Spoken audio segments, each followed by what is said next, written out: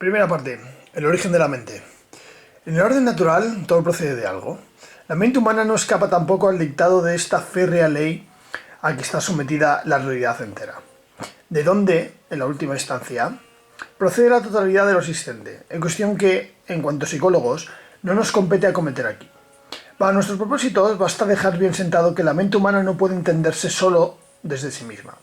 El hombre, desde luego, es capaz de indagar sus propias vivencias y de comprenderse en cierto modo a sí mismo por la vida de la introspección. Cabe, por supuesto, que observe y describa también las leyes de la conducta ajena, pero ambas cosas, la observación interior y el estudio de la conducta, son a todas luces insuficientes si no se inscriben previamente en el marco biológico e histórico en que el hombre ha llegado a ser lo que es hoy. Recordar a todos los lectores, no especializados en cuestiones algunas, que estos episodios del algo complejo y proceso evolutivo en que se ha originado nuestra mente es lo que pretende lograr con la primera parte de esta obra. El hombre antes de Adán. La historia de Adán tiene un valor profundo, pero es obvio que no constituye, ni nadie lo pretende hoy, una explicación científica de la biogénesis o biogénesis del hombre. Al igual que el resto de los grupos biológicos, el hombre desciende por evolución de otras especies inferiores que lo precedieron en el milenario proceso de filogénesis. De hecho, antes de que la especie humana, que hoy domina todo el planeta, hiciera su aparición en el Pleistoceno, hace aproximadamente unos 200.000 años, otras especies muy parecidas a la nuestra habían existido ya sobre el planeta durante cientos de miles de años. Si Adán, pues, simboliza al hombre de nuestra especie, es evidente que antes que él ya habían existido otras especies pertenecientes también al género Homo. Hasta llegar a nosotros, la naturaleza llevó a cabo una larga serie de transformaciones biológicas que se designan con el nombre de hominización. Por supuesto, nada de cuanto acabamos de afirmar debe tomarse como un argumento en contra de nuestras creencias. El problema religioso no estriba en aceptar o combatir el hecho de la evolución. En realidad, la existencia de un proceso evolutivo tan gigantesco como el que nos ofrece el grandioso espectáculo de la filogénesis ha sido esgrimida por algunos filósofos, como Whitehead, por ejemplo, como un fuerte argumento espiritualista. Si la evolución es compatible o no con el materialismo, o si la materia o realidad originaria de que procede la evolución es eterna o fue creada por Dios, como creemos, constituye una radical cuestión filosófica y teológica que no puede ser resuelta por los hombres de ciencia, pero que en cualquier caso no afecta demasiado a los hechos y teorías que vamos a comentar aquí. Con independencia de todo ello, lo que parece cierto es que a partir de una materia inicial se inició hace miles de millones de años un proceso cosmogenético a lo largo del cual fueron apareciendo nuevas y más diferenciadas formas de realidad, hasta llegar, en la Tierra, a la aparición de la vida, primero, y de las formas superiores de vida, después. Las líneas generales de este prolongado proceso de transformación de la realidad, que ha durado quizás aproximadamente 10.000 millones de años, o acaso más, se conocen en cierto modo hoy, aun cuando, por supuesto, existan muchísimas lagunas o lagos y mares, si se quiere, en esa larga y fascinante historia de la cosmogénesis. En ocasiones repetidas, el hombre ha estado a punto de darse cuenta de que la realidad, tal y como nos presenta hoy en día, es fruto de un larguísimo proceso de transformación. Aristóteles mismo, que creía, en este caso, el mismísimo Aristóteles, como buen fijista, en este caso que era, que el Sol y las estrellas no habían nacido ni pertenecía nunca a nada que se pareciera a la Tierra, sino que eran idénticos y perdurables a través del tiempo infinito, percibió, sin embargo, muchos aspectos del cambio biológico, que lo aproximan aparentemente a un biólogo evolucionista. En este caso, en su historia de los animales, por ejemplo, Aristóteles hacía notar que algunas de estas cualidades difieren tan solo cuantitativamente. A pesar de todo, Aristóteles estaba muy lejos de ser un pensador evolucionista. Entre otras cosas, su teoría de la sustancia era muy poco compatible con la idea de que unas especies pudieran transformarse en otras, como los astros. En este aspecto, las formas específicas de Aristóteles eran inmutables, y nada hubiera sorprendido más al filósofo griego que oír que unas especies procedían de otras. No. La verdad es que, pese a intentos y atisbos tempranos, las teorías evolucionistas no empezaron a tomar cuerpo hasta hace un par de siglos.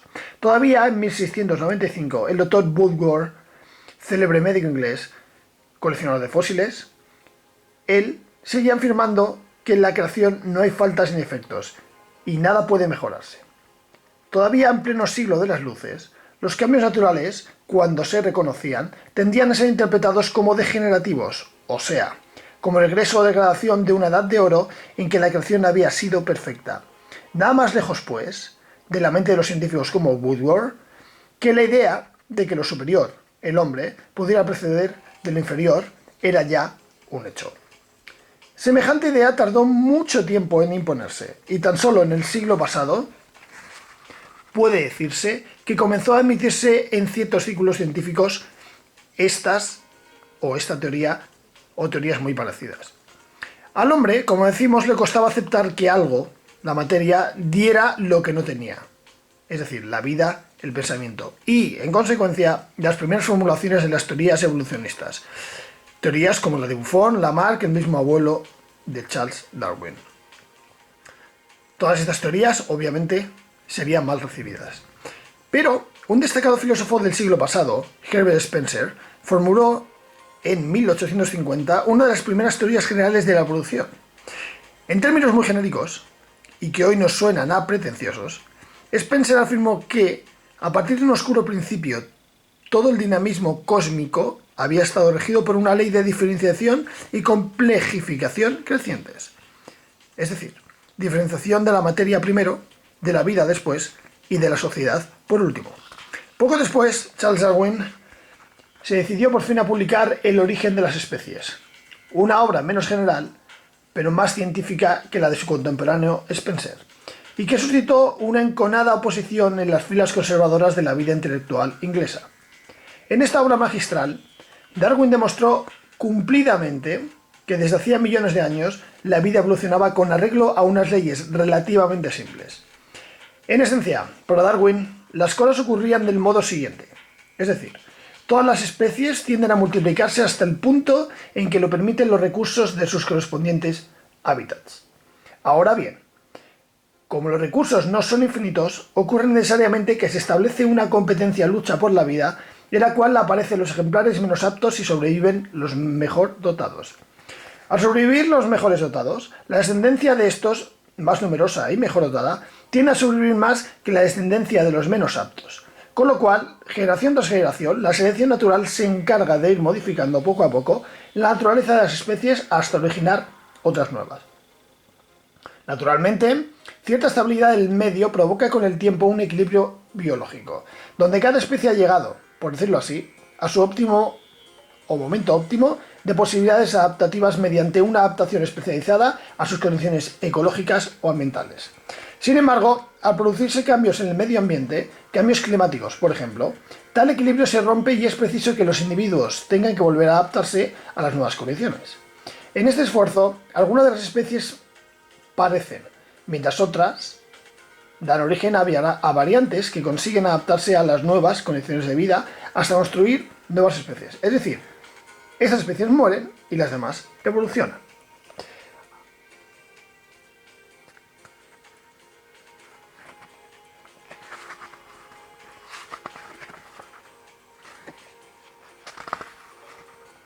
Por supuesto, a Darwin le faltaban muchos elementos de juicio para formular una teoría de evolución de las especies que pudiera estar al abrigo de toda crítica.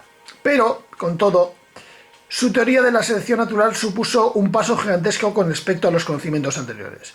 Debidamente complementada en este caso, la genética moderna, actualmente, la genética moderna, una ciencia que se desconocía hasta que Mendel primero y Bateson, de Bryce y T.H. Morgan más tarde, descubrieron sus primeras leyes. En este caso, la teoría de Darwin ha permitido explicar hasta cierto punto bastantes aspectos de la transformación de las especies, sobre todo los que se refieren a los cambios filogenéticos menores o microevolutivos. Durante estos primeros decenios, o los primeros decenios de este siglo, es decir, el siglo XIX, el siglo pasado, porque ahora mismo estamos hablando en el siglo XX, es verdad que hay una apreciación superficial de los hallazgos de la genética que en este aspecto originó una fuerte crítica antidarwinista. La realidad, sin embargo, es que los progresos de la genética han servido para complementar convenientemente muchos puntos oscuros de la teoría de la selección natural, cuyo valor explicativo se halla hoy fuera de toda duda razonable. Quizás para dar cuenta de la macroevolución, es decir, para explicar los cambios mayores que han dado origen a los grandes grupos biológicos, esto es, a los reinos animal y vegetal, se requiere, o se requiera, en este caso, la aplicación de principios que rebasen los del neodarwinismo, que cifra su teoría en una integración de la selección natural, las mutaciones aleatorias y las recombinaciones de genes. Quizás sea así, no lo sabemos. Dejemos fuera de todas nuestras consideraciones, como ya indicamos, el grave problema filosófico de si todo este gigantesco proceso evolutivo tiene tras sí la intención de un Dios creador o tan solo el despliegue espontáneo de una materia eterna. Y, por supuesto, prescindamos también de las discusiones técnicas sobre las respectivas ventajas de las diversas teorías evolucionistas que se disputan hoy en la primacía científica. Con independencia de todo ello, lo que resulta indiscutible es que la aparición de los primeros seres vivos, las huellas de los primeros seres dotados de vida, se remontan a un periodo de tiempo difícil de calcular con exactitud, pero que posiblemente se aproxima a los 2000 millones de años.